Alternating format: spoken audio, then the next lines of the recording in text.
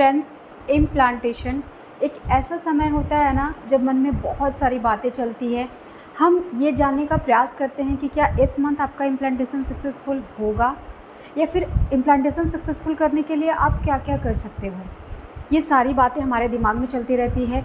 यदि कई सालों से आपको प्रेगनेंसी कंसीव नहीं हो रही है, आप काफ़ी बड़े बड़े ट्रीटमेंट ले चुके हो और फिर भी आपको प्रेगनेंसी कंसीव नहीं हो रही है, तो कुछ बातों को जानना समझना आपके लिए बेहद ज़रूरी है। क्योंकि भले ही हम बहुत बड़े बड़े ट्रीटमेंट ले रहे होते हैं, पर छोटी छोटी बातें ना हमको नहीं समझ आती है, जो कि समझना बहुत ही इम्पॉर्टेंट होता है। यही छोटी छोटी बातें यदि आप गौर करोगे ना, तो आपको बहुत आसानी से नेचुरली प्रेगनेंसी कंसीव हो जाती है। Hello everyone, welcome to my channel. मैं हूँ प्रियंका और आज के इस वीडियो में हम जानने वाले हैं कि इम्प्लांटेशन सक्सेसफुल करने के लिए आपको कौन कौन से उपाय करने चाहिए, कौन कौन से टिप्स को फॉलो करने चाहिए। उन सारे टिप्स के बारे में हम डिटेल में बात करेंगे।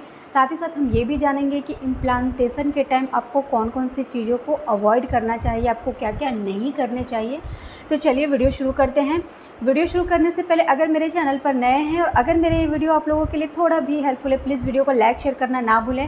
पहली बार चैनल को विजिट कर रहे हैं, सब्सक्राइब करना ना भूलें। बेल आइकन को भी प्रेस कर दें ताकि इसी तरह की और भी वीडियो की नोटिफिकेशन आप तक सबसे पहले पहुँचे।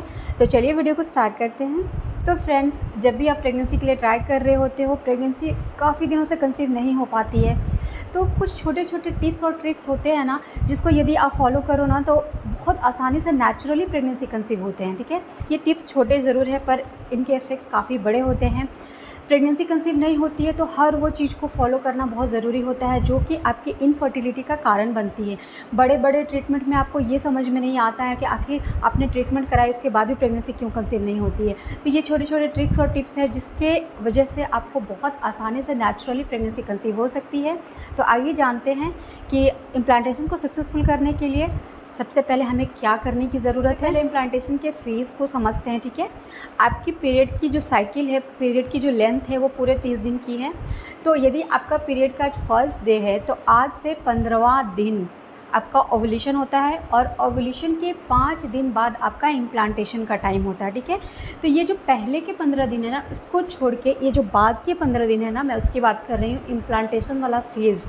ठीक है, उस समय आपको क्या क्या फॉलो करने हैं। तो सबसे पहला कि आपको एक्सरसाइज करनी है। एक्सरसाइज में सबसे महत्वपूर्ण important exercise leg up the wall position.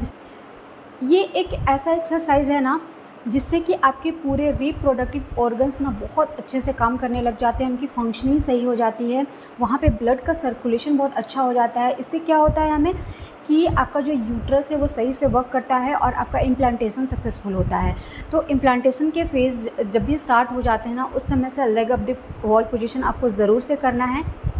मैंने प्रीवियस के बहुत सारे वीडियोस में leg up the wall position के बारे में बताया है कि आपको इसे करने कैसे हैं और आप पूरे मंथ इसे कर सकते हो।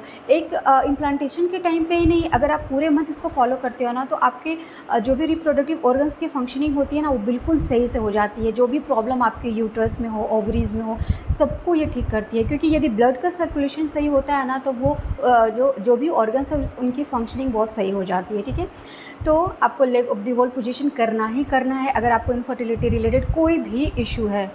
सेकंड, अनुलोम विलोम।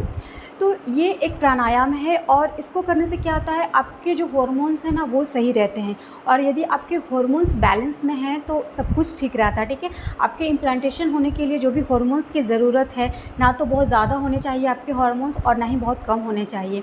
जितने भी हार्मोन्स हैं सबका लेवल बिल्कुल बैलेंस में होना चाहिए। तो हार्मोन्स को बैलेंस करने के लिए अनुलोम विलोम बहुत कारगर होता है। इसके साथ साथ आपकी बॉडी में एक्स्ट्रा हीट को भी जनरेट नहीं होने देता है, जो कि अगर आपकी बॉडी में एक्स्ट्रा हीट होती है तो ये इम्प्लांटेशन को अनसक्सेसफुल करता है। तो ये एक्स्ट्रा हीट को नहीं होने देती है, इसलिए आप अनुलोम विलोम ज़रूर करें। थर्ड, भ्रामरी प्राणायाम। इससे क्या होता है कि आपको स्ट्रेस ये नहीं होने देती है। अब जैसे कि इम्प्लांटेशन वाला फेज़ जैसे स्टार्ट होता है ना, मन में बहुत सारी बातें होती है, पता नहीं मुझे इम्प्लांटेशन हो पाएगा कि नहीं, मेरी प्रेगनेंसी कंसीव होगी कि नहीं, अगर नहीं हुई तो क्या होगा। तो ये जितनी भी टेंशन है, जितना भी प्रेशर है या फिर जिसे हम स्ट्रेस कहते हैं, तो स्ट्रेस एक बहुत बड़ा कारण बनती है इम्प्लांटेशन को अनसक्सेसफुल करने के लिए। ठीक है, तो स्ट्रेस को दूर करने में ना ये बहुत हेल्प करती है भ्रामरी प्राणायाम। अब ये कहना बहुत आसान हो जाता है कि स्ट्रेस नहीं लेना है, हर किसी को स्ट्रेस हो ही जाती है। इनफैक्ट अगर आपको प्रेगनेंसी कंसीव नहीं हो रही है तो हर मंथ दिमाग में टेंशन चलता रहता है कि पता नहीं अगर प्रेगनेंसी मुझे कंसीव नहीं हुई तो, और क्यों नहीं हो रही है, मैंने तो इतना कुछ करा है, इतना कुछ ट्राई करा। तो बहुत सारी चीज़ें हैं ना जो कि हमारे दिमाग में चलती रहती है, और इसकी वजह से क्या होता है कि कहीं ना कहीं हमें हार्मोनल इम्बैलेंस हो जाता है, या फिर हमारा स्ट्रेस लेवल इतना ज़्यादा बढ़ जाता है कि हमारा इम्प्लांटेशन सक्सेसफुल नहीं हो पाता है। इन सारी चीज़ों से आपको भ्रामरी प्राणायाम निजात दिलाती है, ठीक है।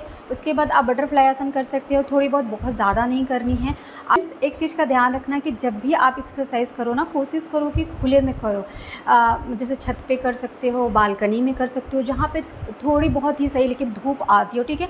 धूप से क्या होता है ना, पॉजिटिव एनर्जी आती है, और जो विटामिन डी है या फिर हड्डियों के लिए हमारे लिए बहुत ज़रूरी होता है। हमारे स्ट्रेस को भी कम करने में ये जो विटामिन डी है, धूप की जो रोशनी है, वो बहुत हेल्प करती है। इसलिए आप कोशिश करें कि खुले में जाकर एक्सरसाइज करें। अब हम समझते हैं कि कौन कौन से एक्सरसाइज को हमें अवॉइड करना है। तो इस टाइम पे ना बहुत हेवी वर्कआउट नहीं करना है, बहुत ज़्यादा जंपिंग या फिर आप ज़ुम्बा कर रहे हो, कोई भी तरह की कार्डियो कर रहे हो, ठीक है, तो ये सब नहीं करनी है। क्योंकि आपको यदि इम्प्लांटेशन के टाइम पे किसी तरह का कोई ज़र्क लगता है ना, आपको एक चीज़ का ध्यान रखना है कि आपको ज़र्क वाली एक्सरसाइज नहीं करनी है। यदि आप जंपिंग करते हो, रनिंग करते हो, ठीक है, ज़ुम्बा करते हो, कोई भी कार्डियो एक्सरसाइज करते हो जिसमें बहुत ज़्यादा उछल कूद कर रहे हो, ठीक है, तो इससे क्या होता है ना कि ज़र्क लगने का रिस्क होता है और आपका जो इम्प्लांटेशन है वो अनसक्सेसफुल हो सकता है। इसलिए आपको ना बहुत ज़्यादा ज़र्क वाली, दौड़ भाग वाली इस टाइम एक्सरसाइज को अवॉइड करना है। यदि आप वर्किंग है और आपको बहुत ज़्यादा एक्सरसाइज करने का टाइम नहीं मिल रहा है तो नॉर्मली आप 30 से 40 मिनट का वॉक कर सकती हैं। बहुत ज़्यादा दौड़ भाग करके एक्सरसाइज नहीं करनी है, बस जस्ट आराम से आप वॉक कर सकती हैं। वॉक करके भी आप अपने आप को फिट रख सकते हो, अपने इम्प्लांटेशन को सक्सेसफुल कर सकते हो। इसलिए क्योंकि जब आप वॉक करते हो ना तो आपकी पूरी बॉडी का ब्लड सर्कुलेशन सही होता है। इसलिए हमें कौन कौन सी चीज़ों को अवॉइड करना है, तो जैसे कि बहुत हेवी एक्सरसाइज करने के लिए मना किया है, किसी भी तरह का बहुत हेवी कार्डियो आपको नहीं करना है। उसके साथ साथ ये भी समझना है कि आपको बहुत ज़्यादा भारी भरकम सामान को नहीं उठाना है।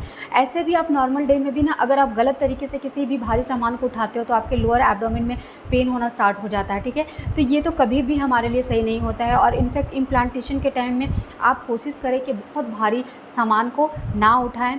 अगर आपको सीढ़ियाँ चढ़नी है तो बहुत तेज़ी से रन करते हुए नहीं चढ़नी है, आप सीढ़ियाँ बहुत आराम से भी चढ़ सकती हैं, ठीक है। बस आपको एक बात का ध्यान रखना है कि आप ऐसा कोई भी काम ना करें जिससे कि आपकी बॉडी में ज़र्क लगे, ठीक है। अब बात कर लेते हैं डाइट की।